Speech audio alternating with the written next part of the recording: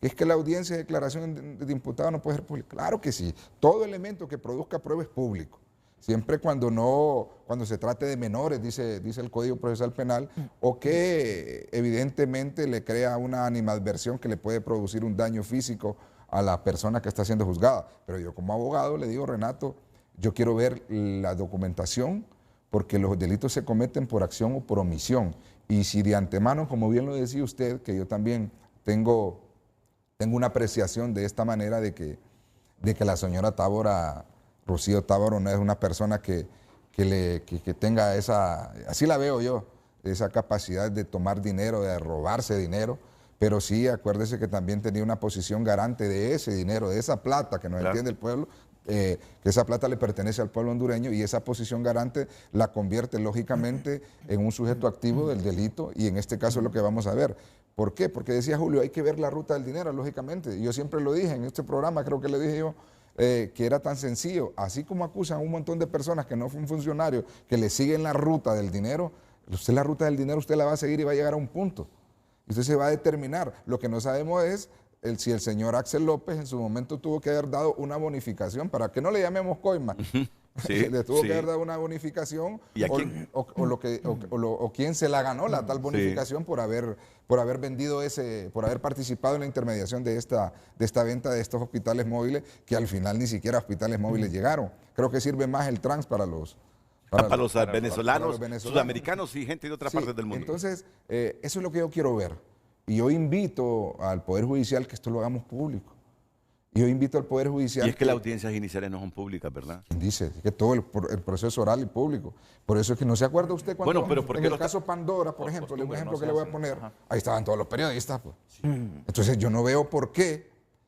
Y eso es conveniente porque para mí como defensor yo le diría, si mi cliente es inocente, para mí que entre toda la prensa. Para mí que entre cualquier cantidad de abogados que puedan conocer el caso, el tema, personas como usted que pueden determinar y mediante el sentido común, la convicción, que no necesariamente tiene que ser abogado, usted pueda decir, óigame, como lo decía los alguaciles, este testigo está mintiendo. Ese documento no sirve para poder acreditar un auto de formal procesamiento. Esta acción que está presentando la Fiscalía es extemporánea, o lo contrario, usted decir, con ese documento que la Fiscalía presentó, yo creo que no hay prueba en contrario, por lo tanto, sí existe el indicio mínimo para decretar un auto de formal procesamiento. Pero eso de esconder los casos y después salir a que es persecución política, después de salir nosotros, porque nosotros los abogados lo que hacemos, Renato, es que cuando miramos unas injusticias que se cometen a puerta cerrada, lo que hacemos es salir a buscar los medios y decir, mire, aquí tengo esto. Y traer los imputados aquí, y usted tiene valor, le digo, de ir a frente a frente. Eso le digo a los imputados. Sí, me dice. ¿Usted sabe lo que le van a decir en todas las...? Entonces, sí, me dice. Entonces, uno eso lo hace, ¿por qué?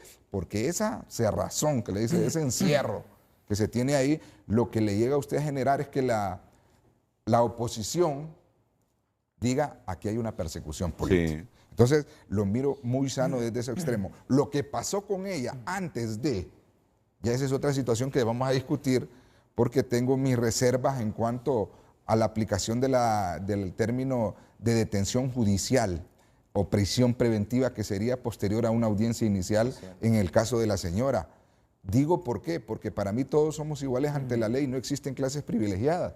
Y independientemente si sea liberal nacionalista y es objeto de que se le puede otorgar una medida distinta a la prisión preventiva, como abogado y aún como pueblo, si se le puede dar, se le tiene que dar, como se le puede dar a Pedro Pérez. El problema aquí es que el show mediático que le hacen a un imputado, independientemente que tenga la calidad de sindicado de la comisión de este delito, tan grave, pero usted lo expone y dice que la maten, que le encierren en una celda a pan y agua. Ese es el problema de exponer a un imputado de esa manera. Entonces, creo que ese tipo de temas tenemos que irlo moldeando, pero para eso faltan años y años para tener una educación en cuanto a este tipo de temas. Porque si usted le pregunta a la persona tierra adentro, que no tiene absolutamente nada, que se le murió un pariente porque no tenía medicamentos, el presidente va a decir, ojalá que se pudre en la cárcel. Sí. Cuando el artículo 482, creo, del Código Procesal Penal, del Código Penal, establece que la pena es de 5 a 7. O sea que el término medio de la pena no pasa de 5 años. Sí. Y que inclusive si se declara culpable de esta pena en base al artículo 74 le pueden aplicar una multa, o días multa que le llaman, que la días multa es... Y le rebajan un cuarto, dice. Sí, bueno, cuando se va en procedimiento abreviado, se puede quedar más bajo. Un cuarto de la pena máxima, y esa le queda como la pena máxima después de rebajar el cuarto a 7 años. Y el juez se va a ir entre la pena mínima y la máxima para darle una sentencia que no va a pasar de 5 años. Entonces, ¿pero qué? La gente no sabe. La gente solo sabe la magnitud de todo lo que se desfalcó, pero no sabe que este tipo de penas son manejables. Inclusive, aquí hay gente que le han dado medidas cautelares, porque así lo establece el código, que la excepción es la prisión y la regla es que la gente quede y se defiende en libertad rindiendo fianza, teniendo un buen arraigo, rindiendo también cauciones monetarias, fianzas hipotecarias, etcétera, en delitos que son inclusive más graves. Pero el asunto es que el escarnio que le hacen a la gente y ese despliegue que se le hace a la gente, a mí en lo particular a mí no me agrada, porque me parece que no busquemos cuestiones políticas basándonos en acusaciones penales, porque las acciones penales son intrínsecas. Pero yo le voy a decir algo. Hoy estaba pensando en eso, porque vi algunos titulares en algunos periódicos.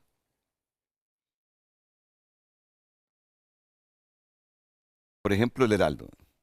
Dice, la policía exhibe a Rocío Tábora y un juez la manda a Penfas. Creo que ese mismo titular lo leí en El Heraldo. Lo leí en la prensa, perdón. En la prensa. Aquí está. La prensa lo titula como su principal noticia. Hospitales móviles. Juez manda a prisión a exministra. Rocío Tábora, exministra de Finanzas, fue enviada ayer a la cárcel de mujeres de Támara por un juzgado anticorrupción. La funcionaria es vinculada a la compra fraudulenta de 7 hospitales móviles. La audiencia inicial será el próximo lunes. Bueno, narrativa. El Heraldo es que dice, la policía exhibe a Rocío Tábora. Miren, abogado Marcos Zelaya. En lo que yo recuerdo de esta carrera, creo que no ha habido peor exhibida por la institucionalidad de Honduras hacia una persona que la exhibida que le dieron a doña Rosa, a Rosa Elena de Lobo. Comparto con usted. Mire, totalmente. Yo le voy a decir algo. La justicia dice que ella es culpable de haber cometido varios delitos, ¿verdad? Y la han condenado, pues. Pero fue una exhibición casi premeditada y alevosa que ningún ser humano se la merece. Eso pienso yo. Yo también. Eso pienso yo. Mire, la prensa encima, es que era la esposa del presidente, la ex primera dama, encadenada. Ella quería caminar. La prensa no la dejaba. Parecía que los agentes de seguridad permitían que la prensa preguntara, repreguntara, para que la señora apareciera. Fue un escarnio. Sí. Mire, esa es la peor exhibición.